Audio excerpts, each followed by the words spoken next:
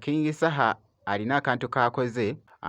Press conference ya Dax Vibes ajidde munanga ate mu apron wali byengenda okubeera nga nkulagako ku maaso awo, ate nga Palaso aleese tune empya avuddeyoko wali n'akakasa. Ngenda kubeera nga nkubuulira munanga ate ekitambula ku mwana mulunzi munanga ate Palaso mu maaso awo, ate nga omanyi lwaki ensonga ntino Chameleone ayitibwa munanga ate legend oba omu munanga ate gwe tulina munanga ate mu Uganda eside.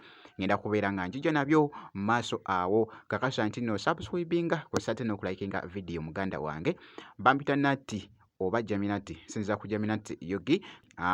King Saha yabadde atuuka wali munnange. Jjukira nti nno King Saha yavuddeyoko n'akubira abazaayi mu Choose Mix kampuni ey'obunzaali, naye muganda wange apron gye yabadde ayambadde era nga teyagijjeemu ssebo. Wepimamo kawakaima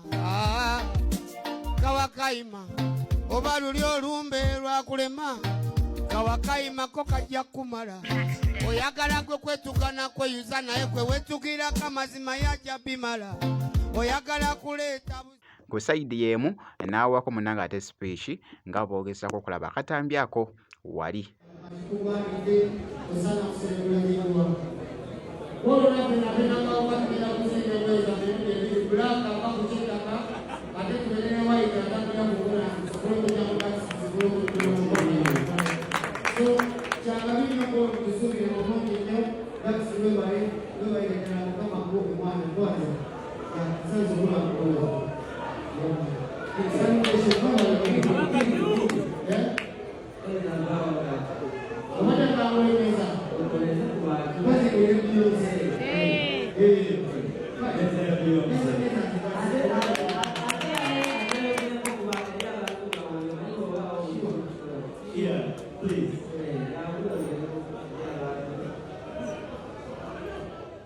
Yoyo nno munanga ate omuyimbi King Saha bwe yabadde wali munanga ate mu press conference ey'omwana mulungi munanga ate Dax Vibes eside eyo.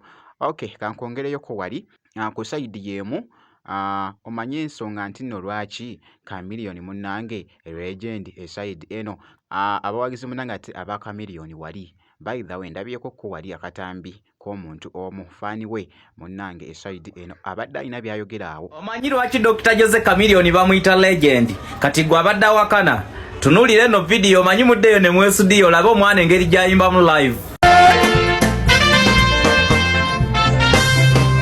Uke wake ametoroka, rafiki zake wanamucheka, choka minya amechoka.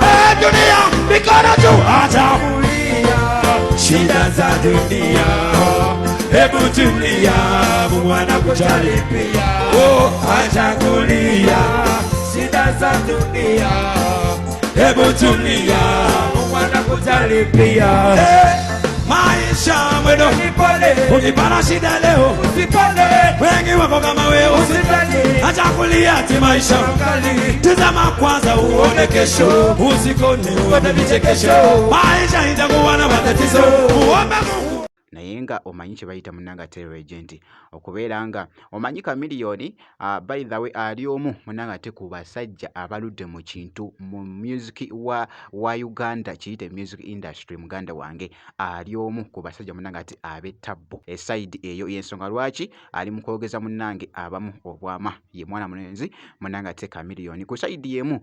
Nkebeddeko ku muganda we Palaso avuddeyo kaawo ndabyeko ko tune gy'abadde atestingamukko ku mukutu ogwa TikTok. By the way ebadde yakabi nnyo, batandikiddewo munanga tojjukolamu challenge ku mukutu ogwa TikTok. Ndabyeko ko wali nga sound eri mu kutambula naye nga sound by the way oluyimba kasooke nkusampolingemmukko katono osooka owulire munange.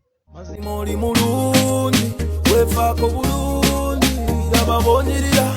Mazima oli mulungi weefaako bulungi yababonyerera.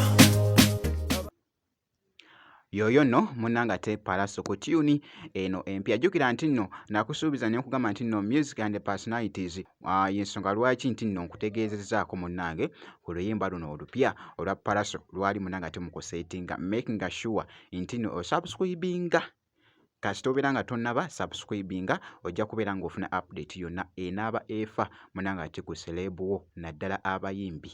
Oh my god, wali wonna tuba twakikutte mudda wano ku Jaminat Yugi Eside. Kakati no bwe nkoze kakasa nti no subscribinga kosa ate n'okulayikinga video. Nzikiriza ate nkomewo ko mu maaso awo